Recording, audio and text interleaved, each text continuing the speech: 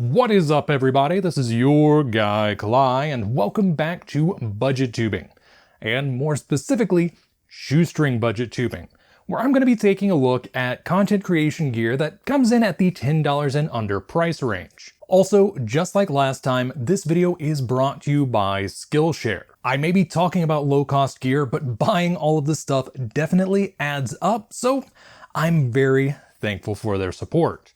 More about that later on in the video. Now today, I'm going to be taking a look at what has to be the cheapest HDMI capture card that I could find on Amazon. At the time I purchased this, it was $5. And while the price does fluctuate quite a bit, since I bought this, it's only really topped out at around the $7 to $8 range. Now this capture card is brought to you by TGVI, or maybe it's TGVIs, and they decided for some reason to make their company name possessive, though of course they're not the only company selling this particular model.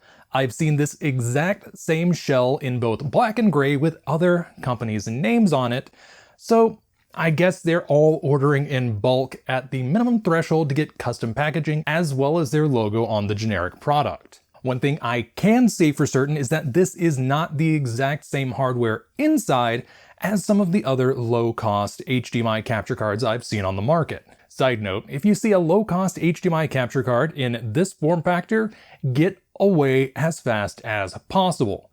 This is hands down the worst video capture device of any type I have ever used. It's so bad, it almost made this video not happen due to the fact that I just didn't trust low-cost video capture devices in general anymore. But that's not what this video is about. However, if for some reason this video gets, let's say, 100 likes, I will make a dedicated review video for that horrible device. Now, I think I've had you looking at the front of this box long enough, so let's go ahead and take a look at the back and see what features it mentions. The specifications listed on the back of the box are an HDMI input resolution up to 4K 60Hz, a video input format at 8, 10, or 12-bit color depth, a video output mode of a YUV420 JPEG, the maximum output resolution is 1080p, it supports an audio format of LPCM, it supports an HDMI cable with a length of less than or equal to 5 meters at 26 gauge using the American wire gauge standard. Inside the box, you received your HDMI capture card as well as a user manual. Of course, the user manual pretty much just repeats everything that is on the box, though it does have a section where it tells you how to set up your capture card in your capture software of choice. In this case, it definitely looks like they're going with OBS. Though I have also had success using this with the Windows 10 camera app, so there's that. Fortunately, this is a plug-and-play device, so setup really isn't that difficult. Though if you do need it, here's the entire process listed in the manual. Now, one thing that wasn't listed on the box or in the manual anywhere I could see it is the fact that this capture card is USB 2.0 as opposed to USB 3.0. Though I haven't had any issues despite that fact. Also, I should probably point out that pretty much every low-cost USB capture card on the market is going to be USB 2.0, despite the fact that some of them do advertise themselves as USB 3.0, and they even cheat a little bit by making this part blue, which is typically an indicator of that fact. And now's the point where I should probably address some of the features that are missing from this little capture card, specifically the fact that this little card does not have an HDMI pass-through so that you can hook your console up to an additional monitor while doing your game capture, and it also doesn't support things like SD cards or flash drives so that you can use it as a standalone capture device instead of plugging it into your PC. And to that I say, it was $5, what do you expect? Okay, actually, in all seriousness, this is not meant to replicate things like the Elgato HD60. Instead, this is meant to emulate the Elgato Camlink, which is a device that has the exact same features and form factor as this, though it does support up to 4K video capture and cost over $100. And when compared to that, The fact that this is limited to USB 2.0 and only 1080p video capture, while coming in at 5 to 10% the price of the name brand product, I'd say you're doing pretty good. Of course, it is a good idea to invest in an HDMI splitter, kind of like this one I found on Amazon for a whopping $6.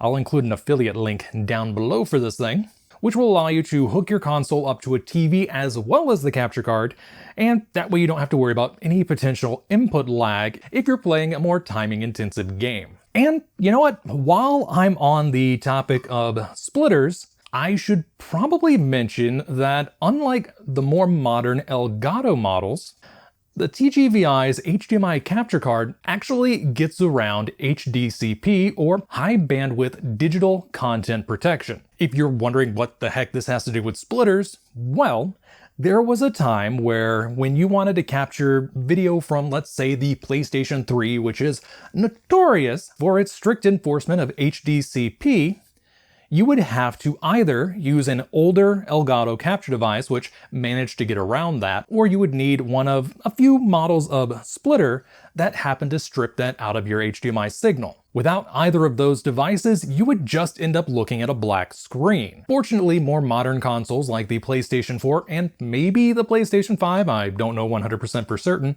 do happen to take content creators into account, and therefore they allow you to turn off HDCP whenever you're playing a game. Though based on my research, it is mandatory to have HDCP enabled if you want to use any video streaming apps like Netflix or Hulu. And I guess that makes sense due to the fact that HDCP exists to keep people from pirating movies and TV shows. Now that I've got the features out of the way, time to get to the part that most of you are actually here for, and that's the demo.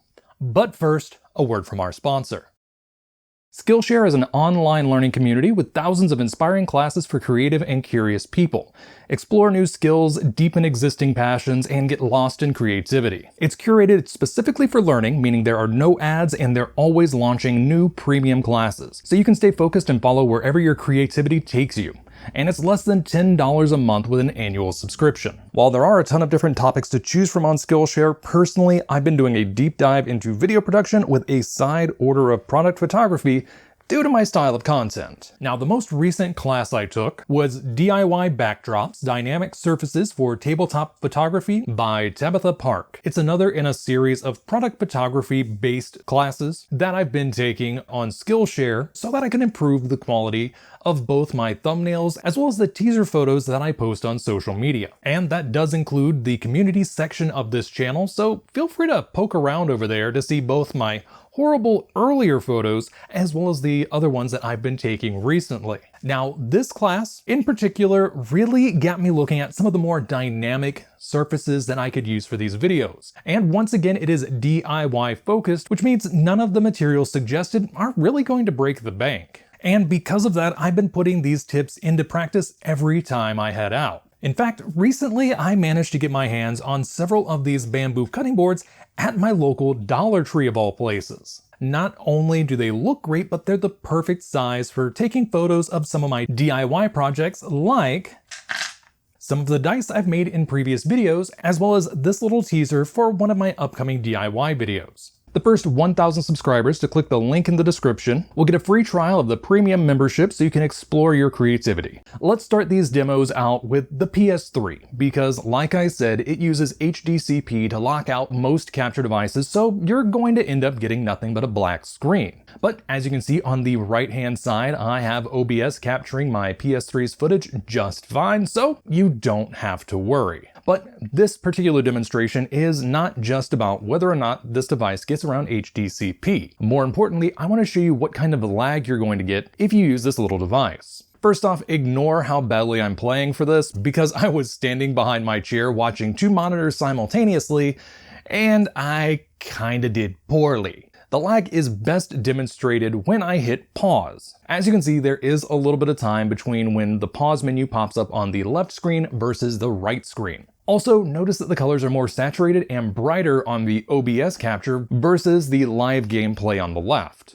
And that's making me suspect that the HDMI capture card is actually converting the digital signal to an analog signal, most likely a component video signal. Also, I can't end this demo section without showing you a direct video capture from this card, so here's a little stock footage compilation that I put together, and I might as well show you the original video side by side. So on the left, I have the original video in 1080p, and on the right, I have another 1080p version of the video that was made using the HDMI capture card. As you can see, there are a few differences in the colors, and some parts will have artifacts or a little bit of blurring around the edges, and that gives a bit of credibility to my theory that this little capture card is converting the digital signal to an analog signal. Fortunately, it is using component as opposed to composite, so you are still getting a relatively high definition image. The absolutely terrible capture card that I talked about earlier in the video converts everything to composite, and it's bad. Just take my word for it for the time being, it's bad.